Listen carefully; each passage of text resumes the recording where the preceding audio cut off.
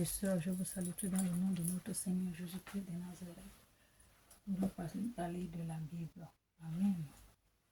Nous allons parler du péché devant la parole de Dieu. Un grand péché dans la Bible. Un grand péché dans la Bible. Les 7 péchés dans la Bible, le plus grand mentionné le sexe. La parole de Dieu nous guide pour vivre une vie de sainteté et de pureté. Notre objectif, c'est d'éviter tous ces péchés. Et comment les éviter?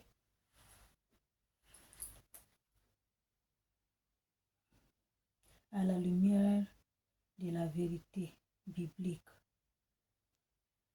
À nous repentir en Christ. Il y a le pardon, la restauration et la liberté personnelle et de la croissance spirituelle, sans intention de juger ou de condamner. Le péché de l'homosexualité est reconnu pour une déviation divine sur le plan divin, sur la sexualité humaine, basée sur le récit de la création dans Genèse, et réitéré dans un autre passage, Lévitique, dans un passage d'écriture. Parmi les passages cités, Lévitique 18, 22. Amen. Et Dieu qui a donné à Moïse. Vous allez lire le passage. Et dans Romains 1, 26, 27, l'apôtre Paul parle de la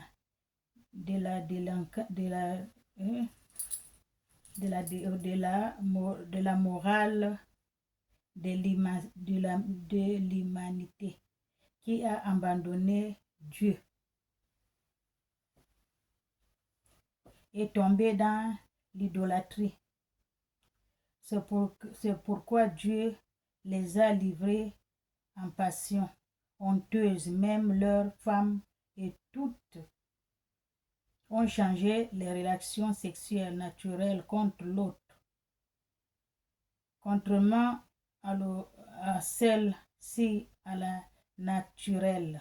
De la même manière, les hommes aussi ont également abandonné aussi leurs relations avec les femmes et ont connu les actes avec d'autres hommes. Se sont enflammés des passions des uns pour les autres. Les hommes commis les actes avec d'autres hommes ont reçu à eux-mêmes la punition qui les a été due pour leur perversion. Ce passage souligne conduit le pas parce que à la conception naturelle de la sexualité humaine conduit à des pratiques contraires à la volonté de Dieu. 1 Corinthiens 6, 9, 10. La foi en Jésus offre le pardon, la rédemption, la transformation, toute une nouvelle espoir et une nouvelle espération. Ce qui l'approche avec foi. La communauté chrétienne joue un rôle crucial dans ce processus en offrant soutien, amour et compréhension par la prière, l'étude de l'écriture et les conseils à la communauté corporale. Nous fortifions ceux qui luttent contre ceux qui ont les désirs homosexualité, les aide à aligner leur vie sur les préceptes bibliques et plans divins. Amen. Dieu parle de la sexualité parce que les homosexuels, il y en a maintenant beaucoup, même les petits, les femmes, avec les femmes. les hommes avec les hommes, alors que Dieu a déjà banni, il a déjà aboli ça. Il a banni ça, il a brûlé même toute une ville à cause de ça. Alléluia. Donc c'est nous qui vont prier pour eux. Il faut qu'on prie pour eux. On va lire 1 Corinthiens 6, 9 à 10. On va écouter ce qu'il dit. 1 Corinthiens 6, 9 à 10. Nous allons lire 1 Corinthiens 6, 9 à 10. Écoutez, pardon. J'ai mis 1 Corinthiens 6, 9 à 10. On va écouter ce que 1 Corinthiens 6, 9 à 10 nous dit. Oh, la page était où? Oh là. Ou bien nous allons lire d'abord Lévitique. Nous allons lire Lévitique. Parce que 1 Corinthiens, la Bible, il faut, je n'ai pas mis la page, voilà. 1 Corinthiens 6, 9 à 10. Nous allons la lire. On va écouter ce que dit la Bible. 1 Corinthiens 6, 9 à 10. Ne savez-vous pas que les injustes n'hériteront point le royaume de Dieu? Ne vous y trompez pas, ni les impudités, ni les idolâtres, ni les adultères, ni les effrénités, ni les affamés, ni les voleurs, ni les cupides, ni les ivrognes, ni les étrangers, ni les ravisseurs n'hériteront point le royaume de Dieu. Lévitique qui parle de ça. Amen. Nous allons aller maintenant dans Romains.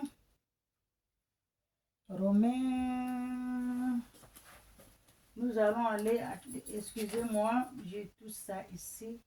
Nous allons, ça c'est Lévitique.